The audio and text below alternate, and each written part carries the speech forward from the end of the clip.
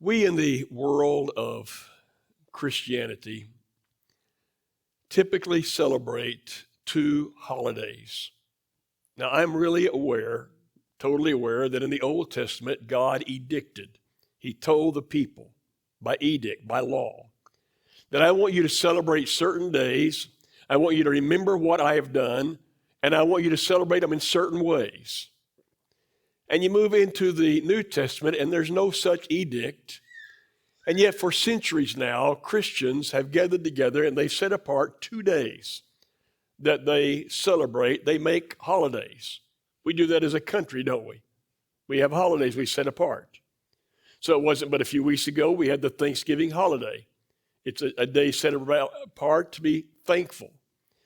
A little while before that, we had the 4th of July, the signing of the Declaration of Independence, and our independence we celebrated. And then we have things like Veterans Day, and we think about all those who have fought and died in combat.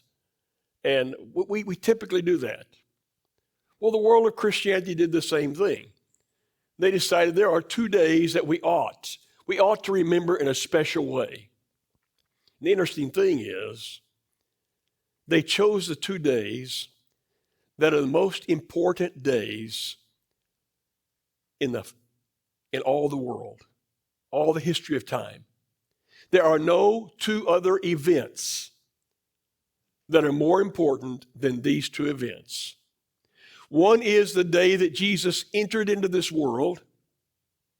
The other is the day that he was raised from the dead and shortly exited this world. There are no other days like them. They are the most important things that ever happened on the face of this earth. And so it is Christmas time. And in the world of Christianity, everyone is talking about this holiday that Christians observe when Jesus came to this earth. And I want us to look at this story again this morning, only I want to take a little different twist to it. I want you to look again at the story that you know so well, the birth of Jesus, and I want you to look at it through the lens of faith. Because the story is all intertwined with faith. And there's this statement in Hebrews chapter 11. Everybody will know this statement. Without faith, it is impossible to please God. Now, you don't get much plainer than that, do you? Is that about as plain as it can get? You absolutely cannot please God without this quality of faith. I would take it a step farther. God can only use people to do what he wants done on this earth who have this faith. So if you want to please God and you want to be used by God, then you have to live by faith. It's that story. It's the story of faith that is all intertwined into every major event in the Bible. And the most important events, one of them is this time when we remember the birth of Jesus. Can't separate it from faith. So I want us to read from Matthew chapter 1, beginning in verse 18. Now, the interesting thing is, this is Matthew's account of the birth of Jesus. But Matthew primarily centers his attention on a man named Joseph. He's going to be so-called, what people think, the father of Jesus, but he's not really the father of Jesus. If you read the account in Luke, where most people go at this time of the year, it will begin in chapter 1, and it will center on a young woman named Mary. And it'll hardly mention Joseph at all. But I want us to look at Matthew, and I want us to look at this story of faith, because it ties into what I want to say next Sunday. Next Sunday is the last Sunday of the year. It'll be a different kind of lesson. But it's a way I want to try to end the year and get ready for the beginning of the next. So let's look at the story. Keisha, she's not bothering me at all, so you don't have to leave. We're small enough here, we can deal with that and be just fine. This is how the birth of Jesus, the Messiah, the anointed one, the appointed one, came about. His mother, Mary, was pledged to be married to Joseph. Now, I don't think any of us can understand what you and I call engagement back in that day and time. First of all, it was kind of arranged. So parents on this side of the family and parents on this side of the family would say, we kind of like your daughter and we kind of like your son, and let's make this thing happen. It was not uncommon, therefore, for a young girl to be 12 or 13 years of age, and the parents would make this arrangement. You're going to marry this particular person. But the marriage might not take place for maybe as long as 3 years, maybe longer. It's a long engagement. And so this young woman named Mary is to be married to Joseph. But before they came together, she was found to be pregnant through the Holy Spirit. Now, hold this just for a moment. You go back to the book of Luke, and you look at the story. Here's this young woman. Most people say she's probably 14 or 15 or 16 years old. And in her case, the angel Gabriel comes to her. Now, have you ever thought about that? What it would be like to have an angel actually appear to talk to you? And he says to Mary, Mary, you're going to conceive and you're going to give birth to a child. Now, immediately her mind goes to a place that your mind would go to and my mind would go to, and you would say, how can this be? It's exactly the word she used. How can this possibly be? Especially in that day and time. There's only one way you can conceive. That is that a woman is with a man. There's no other way. And she knows she's never been with a man, and she has no intention of being with a man until she marries Joseph. So you're telling me I'm going to conceive? How could this possibly be? And he says, you're going to conceive by way of the Holy Spirit. And you're going to bring forth a son, and that son is going to be called Jesus. He's going to be the Son of God. Now let your mind go with that for a moment. Because if she's going to conceive, and she's engaged to a man named Joseph, and the marriage is not for a while, if you have this baby in your womb, you can only hide that for so long. Everybody understand that? You can only hide it for so long. And so a lot of us have gone through life and we see a young woman and we think she's going to have a child, but we're afraid to say anything because we don't know quite yet. But I'm glad Keisha is here this morning because late last spring, she would come in the back of the auditorium. Now, she's my niece, so I can talk like this. She would come in the back of the auditorium, and I could see something was happening. And I would see, Keisha, have you been eating too much? What's going on with you? And she would give me this little smile. Now, I might not get by with that with everybody, okay? But Keisha and I that was kind of a standard routine, every Sunday thing. Keisha, you still eating too much? Because it was obvious. It was obvious. But the mind in that day, for her to have this obvious thing and she's not yet married, means in the mind of man, it can only happen one way. She has been with somebody else. Now that brings forth a whole set of problems because she is adherent to the law of Moses, and if you're found to be in that kind of condition and not yet married, then it can go so far as for them to drag you outside the city gates and to stone you to death. Or you might take a lesser penalty and just be shunned the rest of your life. And surely all this is going through her mind, plus I'm going to conceive by way of the Holy Spirit. This seems like it's impossible. And yet in the end of Luke's account, she says, let it be as you've said. Let it be so. Do you see her faith? You see the risk? A most unbelievable story. But if you will think for a moment, if you could remember back, and it's almost impossible for me to even remember back, but in the first part of this year, we were still finishing the Gospel of John. And week after week after week after week, I said, John is writing this gospel so that we might believe, so that we might really believe. And the problem is that so many of the things written in John's gospel were unbelievable. They didn't fit the way man thinks. Our minds can't go that far. We can't make it work like that. And we like to have everything fit in a little box. And yet with God, you have to believe the impossible over and over again. So that's why I have told you so many times, you have to choose to believe. And when people tell you that you cannot have a woman have a baby if she's never been with a man, you have to choose to believe that.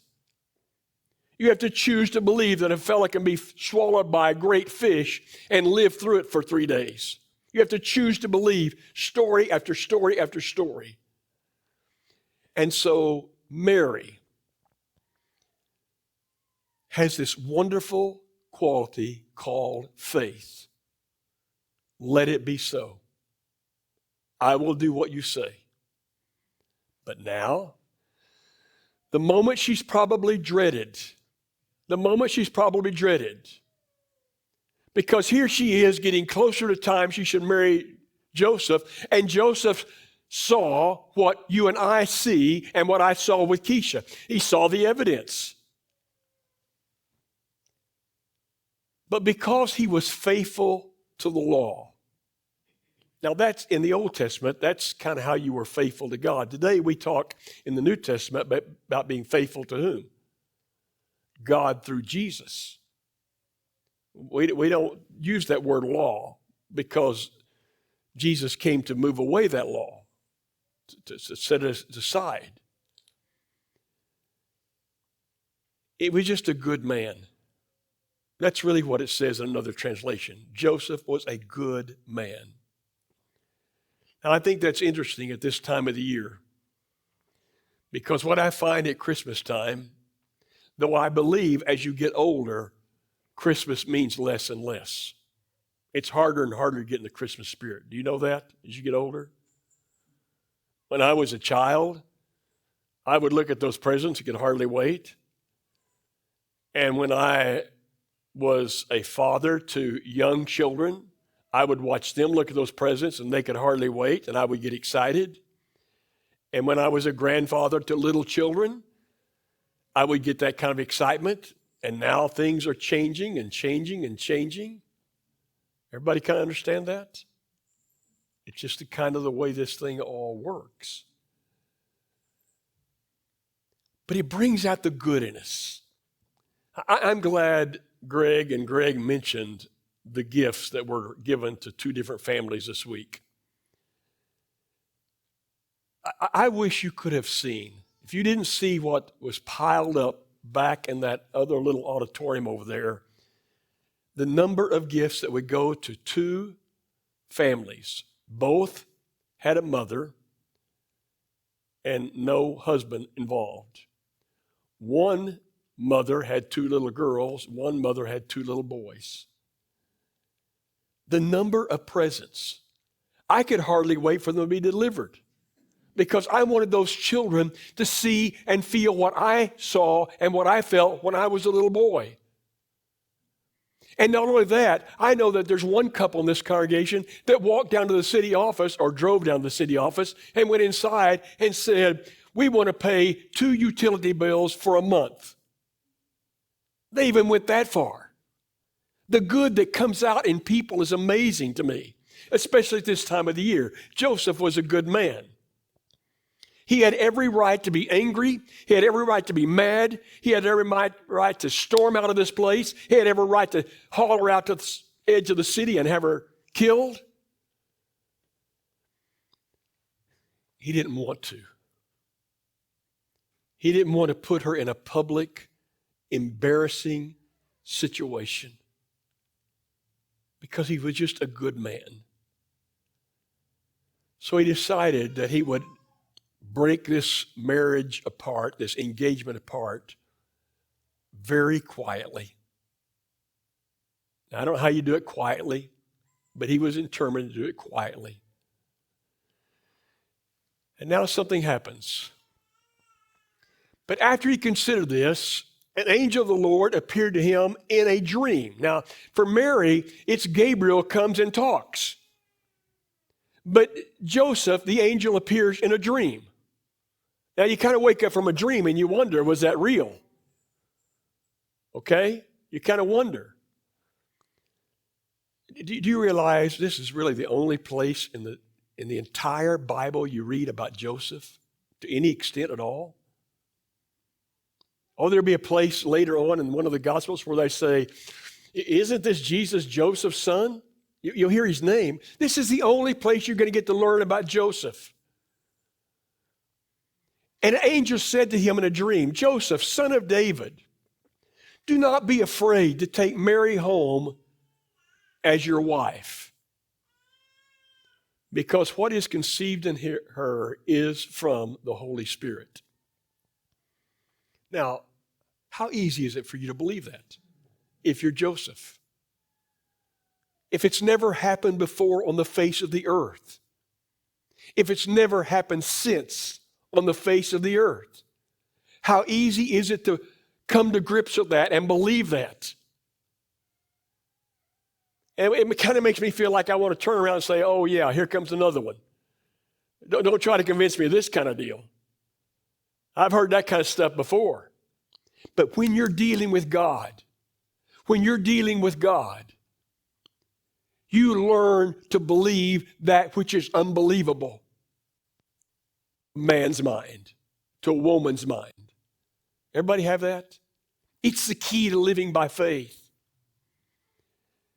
I don't want you to be afraid to take her home and have her to be your wife, because she's going to give birth to a son. And you're going to give him the name Jesus, because he will save his people from their sins.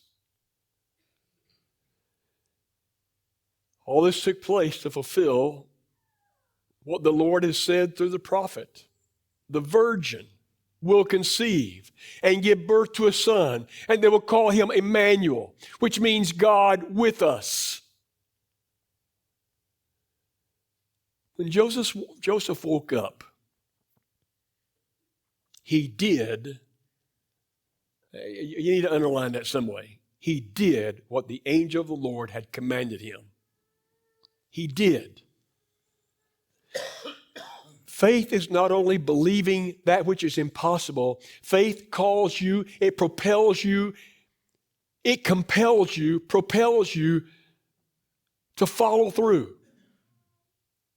That's why in the New Testament, there are a series of laws. It's Jesus coming and saying, I invite you into my kingdom. I want you to believe what I say. I want you to be baptized in my kingdom, and I want you to love people.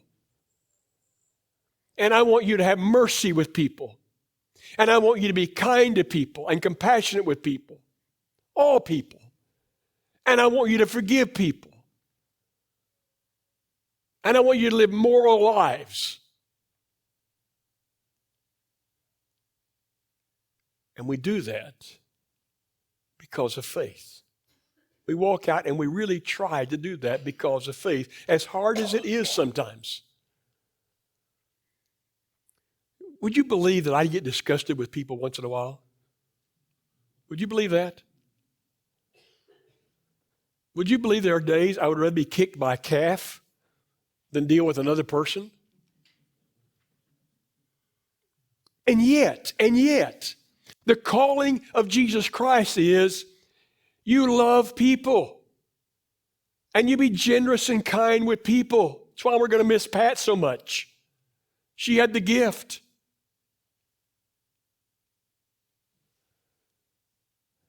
That's faith. When Joseph woke up, he did what the angel of the Lord had commanded him. And he took Mary home as his wife. But he did not consummate their marriage until she gave birth to a son. And he gave them that name, Jesus. Can you imagine? Can you imagine a man like this, Joseph? Can you imagine a woman like this, Mary? And it's the greatest, one of two greatest stories ever to take place on the face of this earth. The coming of Jesus. Do you really understand that? He was God. He was with God. All things were made by him. He lived in this place called heaven that you and I don't know how to describe, except we hear about streets of gold and we hear about these enormous beauties. I wish Pat could speak to us this morning because she would tell us it's everything and more. We hear about all this stuff. He stepped out of that and opened his eyes in a stable. The first opening of his eyes was in a stable, in a manger. And I doubt that it had been cleaned up too well. And I doubt that it smelled too good. How does the King of Kings, how does the Creator step down into a world like that? Because he loved us so. And you know what? He knew as he stepped down into this world how he would go out of this world. He knew exactly how he would go out of this world. He knew all about that cross. He knew all about those spikes. He knew all about the beating. He knew everything. And yet he still did it.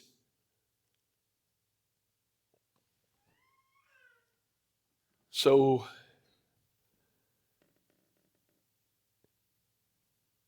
the greatest two events in the history of the world was not Columbus discovering America. Everybody understand that? It wasn't anything like that. It was Jesus coming.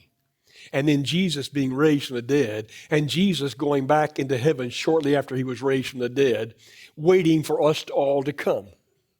Waiting for the day he would come and actually get us if we don't come first by death. Aren't you impressed with the story? Doesn't it change everything? And so here's the deal. And here's where I want us to go next week. We must live by faith. There is so much in this world that drags us down and gets us discouraged and makes us wonder what next and why continue even. Do you ever feel like that? Do you ever have that happen to you? We must live by faith because God won't be pleased with us without it, and he won't use us without it. Do you think God stopped at the end of that New Testament? Do you think God stopped working? Do you think that God who rescued Noah in a flood, do you think the God who made the great promise to Abraham, do you think the God who took care of Moses in front of Pharaoh, do you think the God who took care of David, do you think the God who dealt with Elijah, you think the God who called Paul and worked with Paul through all kinds of hard deals, do you think he just stopped? Or do you think he wants to work in our lives? It only comes when we live by faith in Jesus Christ. And it's by this faith that he can use us. What if Mary would have said no? What if Joseph would have said no? Would the coming of Jesus have been put off for another few hundred years, what would have happened? The people of faith say yes to God, even when they don't want to. You got that? Even when they don't really want to. Even when they know how hard it's going to be. Even when they know the price that they may pay, they say yes to God because they believe and they want to obey. That's what this celebration that we have called Christmas is kind of all about. It's a story of the greatest thing that ever happened on this earth, save the resurrection of Jesus and the return to heaven. And it's a story of faith. So as we take communion this morning, we always remember the death. We remember the resurrection. But could it be possible that we remember that to get to the point of death and get to the point of resurrection and the ascension, he had to come first.